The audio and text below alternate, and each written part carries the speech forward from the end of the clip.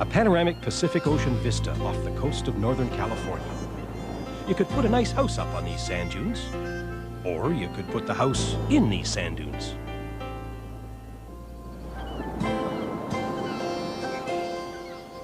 When Charles and Rachel Stamps arrived in Northern California, they went shopping for the cheapest piece of real estate on the coast. And then they started building a home that was as incredible as the view. This was just sand dune and berry patches up here. And we got up here on the ridge and saw the view, and that's what we wanted. I was 70 years old when I started. Actually, I was 72 years old when I started this. It's an unconventional home, the Stamps place. Does that bother the neighbors? What neighbors? When they got ready to get the building permit, well, the fellow in the planning department says, well, what's the name of that street anyway? It doesn't have anything recorded in it.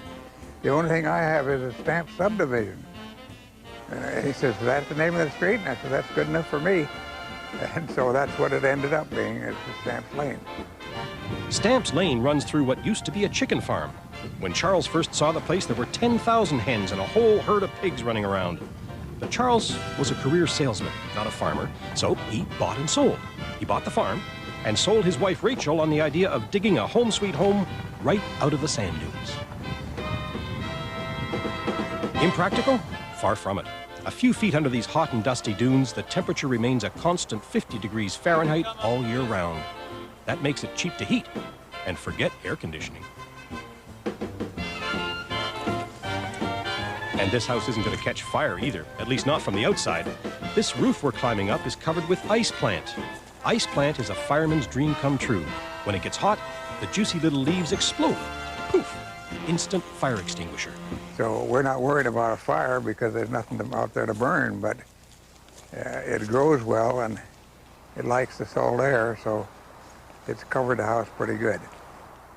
Charles' son Chuck, the eldest of a large and devoted family. My folks wanted to live close to the ocean. Right under our nose, right down here, was this large piece of land that was for sale. So we bought the whole ranch and then used the part that we wanted to use and built the home.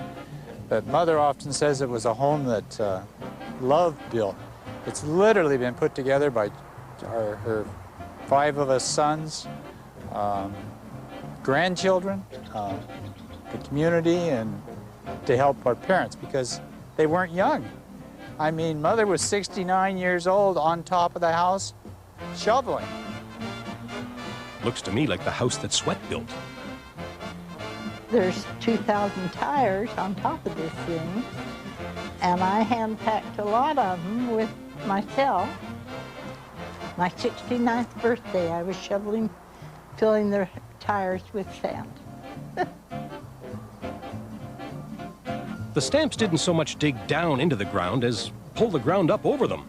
It involved oceans of cement, a circus tent's worth of burlap, a skeleton of steel, and a jungle of rebar. Complicated? Well, the planning authorities had never seen anything quite like it. Building department down here, they still don't know what we built. They don't know how we built it or anything about it. You see, this has all the I-beam that comes up and then it's plastered right over, and then there's all the rebar that goes the other direction. And then it was covered with burlap, and then it's plastered against the burlap.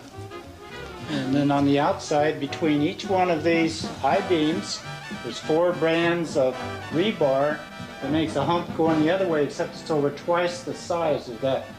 So about within every foot or so, there's more rebar or I-beam, or the structure is very solid. I think we could drive a cat over the top of this.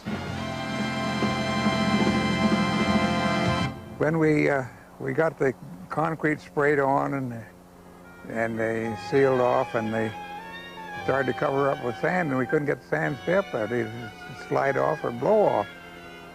So we started putting in tires in there and packed them full of sand and then laid the tires up there.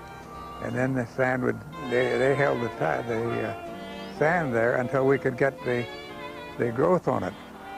Original plans didn't call for a little cupola room up on top.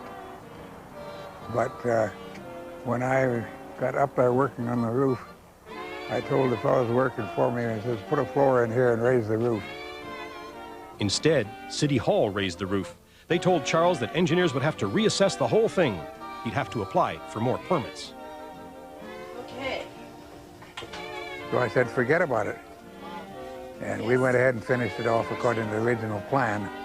Then when the inspector came out, and I probably shouldn't tell this tale on him, when he came out, he signed us off for final inspection, and he said, I won't be back to see you officially.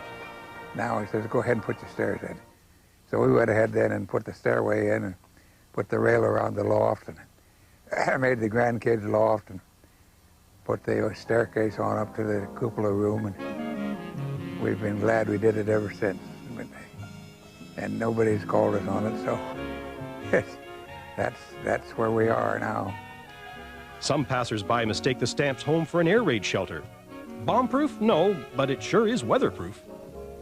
It doesn't show up right now, but both of these doors, front and back, are solid fiberglass.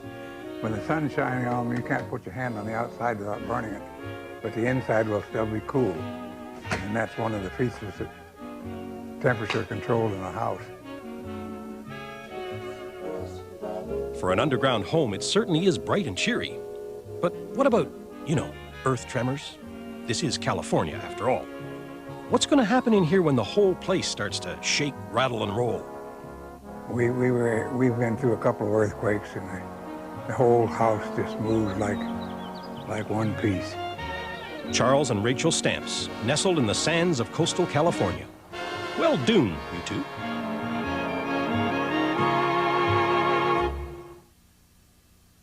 He wanted to be up here where he could see the ocean, and he didn't want to build a big square box house in the dunes. He wanted to do something that was efficient and a little ahead of his times. Larry Stamp is talking about his father, who built this home in 1985.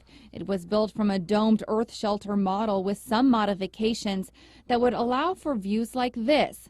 But now, during this time and what it's being used for, he says is picture perfect. And to have this kind of use for families and school kids and individuals to come out and be able to enjoy the property and the ocean and the dunes, it's wonderful.